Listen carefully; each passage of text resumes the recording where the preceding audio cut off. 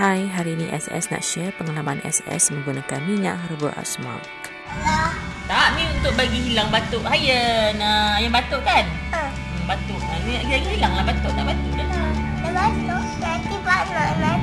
Nanti elok. Ha? Nanti elok. Elok tu. Elok.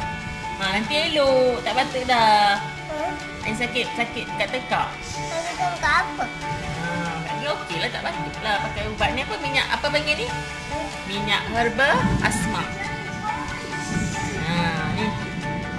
Mami bubuh dekat again Bagi air elok. Air ni tak batuk. Air je batuk. Air batuk. Air dah batuk.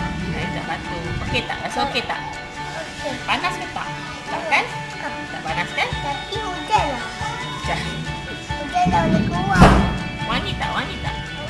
Wangi. Best tak pakai ni? Batuk lagi tak? Batuk lagi tak? Selepas 2 jam Hayan menggunakan minyak herba asmak.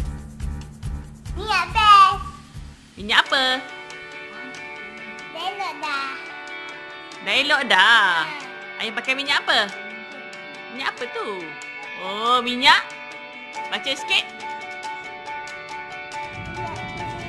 Bubur dekat situ, dekat angin. Bubur kat bawah tengkuk Ayan. Tak batuk dah?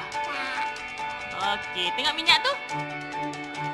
Minyak herba asmak. Okey, bye-bye Ayan. Alhamdulillah, selepas itu Hayan tak batuk lagi. Cepat kan?